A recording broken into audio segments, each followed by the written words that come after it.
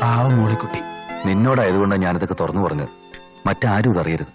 ഒരു പെൺകുട്ടിയുടെ ലൈഫിന്റെ പ്രശ്നം എനിക്ക് മനസ്സിലാക്കാവുന്നതേ ഉള്ളൂ. മറ്റുള്ളവരുടെ കഥ കേൾക്കുമ്പോഴാ നമ്മുടെ ദുഃഖമൊന്നും ഒന്നുമല്ലെന്ന് മനസ്സിലാകുന്നു. ഏതായാലും നമ്മുടെ ഉത്തരവാദിത്തങ്ങളൊക്കെ കൂടി വരിക അല്ലേ അറിയാ. നമ്മുടെ വിവാഹങ്ങൾ നടത്തിയെടുക്കുന്നത് പോലെ തന്നെ പ്രധാനപ്പെട്ടതായിട്ടുള്ള കാര്യങ്ങൾ വേറെയുണ്ട്. എന്ത് വില കൊടുത്തും മാധവൻ ചേട്ടൻ അന്യാധീനപ്പെട്ട വസ്തുക്കൾ നമുക്ക് തിരിച്ചു കൊടുപ്പിക്കണം. അതിനുവേണ്ടി നമ്മുടെ ബുദ്ധിയും ശക്തിയും നമ്മൾ ഉപയോഗിക്കുന്നു. നീ എന്ത് പറയുന്നു? നീ ധൈര്യമായിട്ട് നിൽക്ക്. നിന്റെ പിന്നിൽ ഞാനും ഉണ്ടാവും എല്ലാ കാര്യത്തിനും.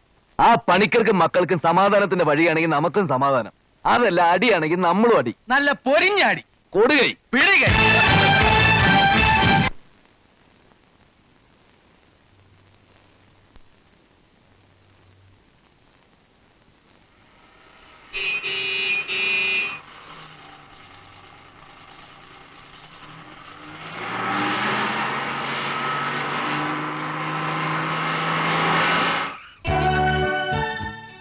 ഒരു ലിഫ്റ്റ് തരുമോ സാർ?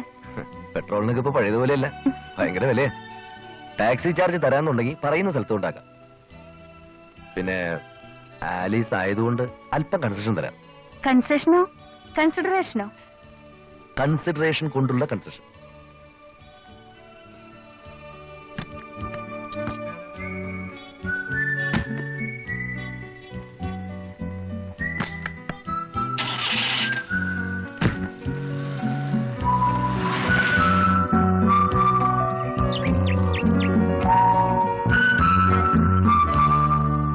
സ്വന്തം എന്ന് പറയാൻ എനിക്ക് ആരുമില്ല. പേരിനൊരു ചേട്ടൻ മാത്രം. ചേട്ടന്റെ ഔദാര്യത്തിൽ നിന്നുള്ള മോചനമായിരുന്നു ലക്ഷ്യം. അതിവിടം വരെ കൊണ്ടെത്തിച്ചു. ആലീസിനെ കണ്ടുമുട്ടിയ നിമിഷം മുതൽ എനിക്ക് ആരോഗ്യം ഉണ്ടെന്നൊരു തോന്നൽ. ഇതാണ് സാക്ഷാൽ സണ്ണി ജോസഫിന്റെ ജീവചരിത്രം. കേട്ടിട്ട് എങ്ങനെയുണ്ട്? മംഗളത്തിലോ മനോരമയിലോ ഒരു ജീവചരിത്രം എഴുതാനുള്ള വകയില്ലേ? ഇനി ഒരാഗ്രഹമുള്ളൂ, ഒരു ജീവിതം, ഒരു കുടുംബം. എന്താ ആലീസൊന്നും മിണ്ടാത്തത്?